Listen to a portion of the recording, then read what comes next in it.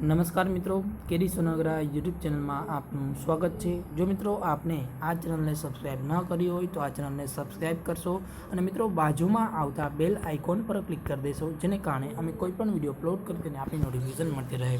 મિત્રો તો આજે આપણે વાત કરીશું જે ગુજરાત પંચાયત સેવા વર્તણૂક નિયમો 1998 વિશે।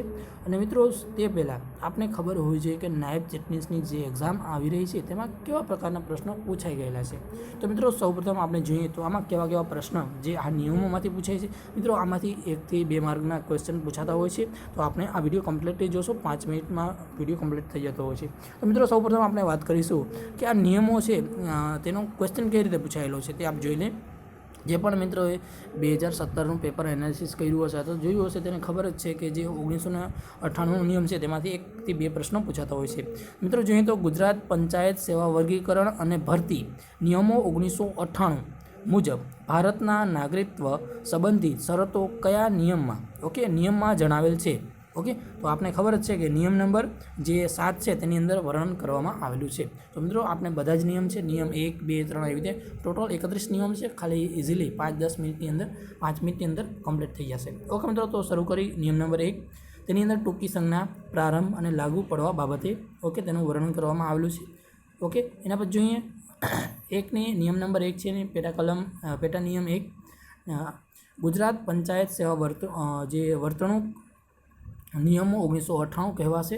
ઓકે, તેના 2 આ નિયમ પંચાયત સેવાની જગ્યાએ નિમેલ તમામ વ્યક્તિને લાગુ પડશે। ઓકે, તો જે છે નિયમ નંબર 1ના પેટા નિયમ 2ની અંદર નિમાયેલા જે પણ પંચાયતના જે નિમાયેલા બધા જ વ્યક્તિઓને લાગુ પડશે, એટલે કે સેવા ઉપર નિમાયેલા હોય એના બધાના વ્યક્તિને લાગુ પડશે। મિત્રો નિયમ નંબર 2ની અંદર અલગ અલગ વ્યાખ્યાઓ આપવામાં આવેલી છે। તેની નિયમ નંબર જે 2 છે તેની પેટા નિયમ કની અંદર અધિનિયમ એટલે ગુજરાત પંચાયત અધિનિયમ 1993, ખની અંદર પુરવણીની વ્યાખ્યા આપવામાં આવેલી છે, ગની અંદર સરકારની વ્યાખ્યા આપવામાં આવેલી છે। એના પછી જોઈએ તો નિયમ નંબર 3ની અંદર સામાન્ય।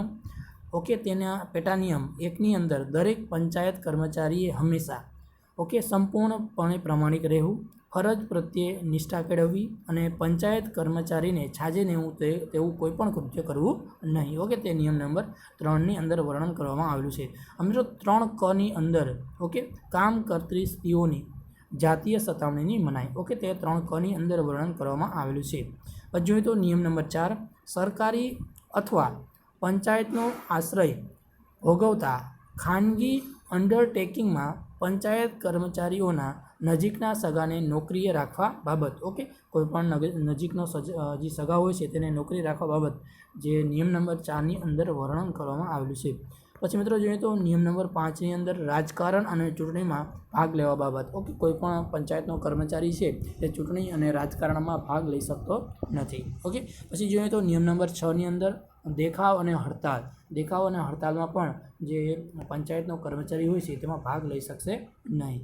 પછી જોઈએ તો નિયમ નંબર 7ની અંદર પંચાયત કર્મચારીઓએ મંડળમાં જોડાવા બાબત। ઓકે મિત્રો, મંડળમાં જોડાવા બાબત જે નિયમ નંબર 7ની અંદર વર્ણન કરવામાં આવેલું છે।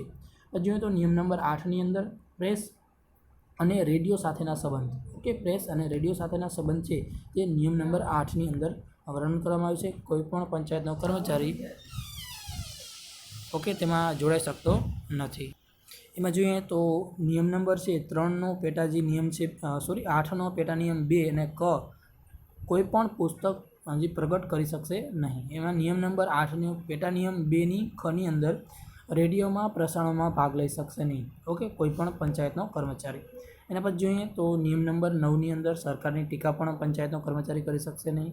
નિયમ નંબર 10ની અંદર અનઅધિકૃત રીતે માહિતી પૂરી પાડવી। ઓકે, પંચાયતનો કોઈપણ કર્મચારી અનઅધિકૃત રીતે કોઈપણ વ્યક્તિને આ જે માહિતી છે તે માહિતી પૂરી પાડી શકશે નહીં। નિયમ નંબર 11ની અંદર સમિતિ અથવા બીજા કોઈપણ સત્તાધિકારીને સક્ષમ પુરાવો તો કોઈપણ પુરાવો પણ આપી શકશે નહીં। પછી જોઈએ તો નિયમ નંબર 12ની અંદર ફાળા વિશે વર્ણન કરવામાં આવેલું છે। પછી નિયમ નંબર 13ની અંદર ભેટ। ઓકે, 13(3)ની અંદર ઉપલી પંચાયતની સેવાની જગ્યા ધરાવતા પંચાયત કર્મચારીઓના ₹250 અને નીચલી જે પંચાયત હોય છે તેના જે કર્મચારી હોય છે તેને 150 જે ભેટ છે તે સ્વીકારી શકશે, તેનાથી વધારે ભેટ સ્વીકારી શકશે નહીં. પછી જોઈએ તો નિયમ નંબર 14ની અંદર કોઈપણ પંચાયત કર્મચારીથી દાયજા દાયજાની માંગણી કરી શકશે નહીં. તો મિત્રો દાયજો એટલે શું? દહેજની અંદર જે પણ કોઈપણ વ્યક્તિ છે કંઈ પણ વસ્તુ માંગી શકશે નહીં. મિલકત કોઈપણ વસ્તુ એવી વસ્તુ પંચાયતનો કર્મચારી માંગી શકશે નહીં. ઓકે મિત્રો, ગુજરાતમાં એટલું બધું પ્રચલિત નથી પણ બીજા રાજ્યમાં વધારે દાયજાની પ્રચલિત છે. એટલે કોઈપણ પંચાયતનો કર્મચારી તે માંગી શકશે નહીં. નિયમ નંબર 15ની અંદર જોઈએ તો પંચાયત કર્મચારીના માનમાં જાહેર સભા, કોઈપણ પંચાયત કર્મચારી છે તેના માનમાં જાહેર સભા અથવા અન્ય આદર સત્કાર યોજી શકશે નહીં. નિયમ નંબર 16ની અંદર ખાનગી ધંધો અને રોજગાર પણ કરી શકશે નહીં. પછી જોઈએ તો નિયમ નંબર 17ની અંદર રોકાણ ઓછીનું આપવું અને ઓછીનું લેવું તેવું પણ કરી શકશે નહીં. પછી નિયમ નંબર 18ની અંદર નાદારી અને હંમેશાનું દેવું તેના વિશે વર્ણન કરવામાં આવેલું છે. પછી જોઈએ તો નિયમ નંબર 19ની અંદર પંચાયત કર્મચારીએ તેની સામે થયેલી ફોજદારી અથવા તો દીવાની કાર્યવાહી અંગે પંચાયતને જાણ કરવા બાબત તેનું વર્ણન કરવામાં આવ્યું છે. નિયમ નંબર 20ની અંદર જંગમ, સ્થાવર અને જે કિંમતી મિલકત છે તેના વિશે વર્ણન કરવામાં આવ્યું છે. પછી જોઈએ તો નિયમ નંબર 21ની અંદર પંચાયત કર્મચારીના કાર્યો અને ચારિત્ર નિર્દોષ સિદ્ધ કરવા બાબતે નિયમ નંબર 21ની અંદર વર્ણન કરવામાં આવેલું છે.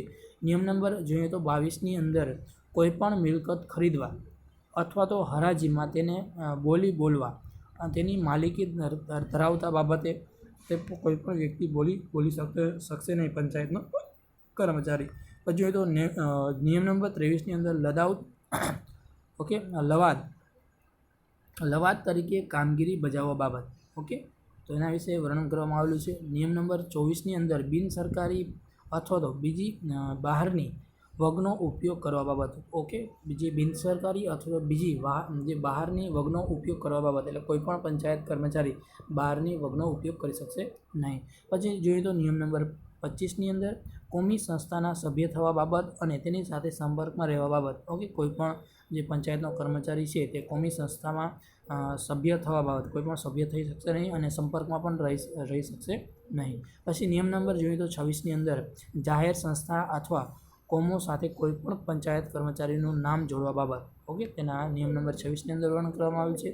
નિયમ નંબર 27ની અંદર એક હયાતીમાં અન્ય વ્યક્તિ સાથે લગ્ન કરવા બાબત કોઈપણ એક હયાત હોય પત્ની તો તેની બીજી પત્ની કોઈપણ બીજા સાથે પોતે લગ્ન કરી શકશે નહીં. એટલે કે પંચાયતનો જે કર્મચારી છે તેનું કુટુંબ નાનું હોવું જરૂરી છે.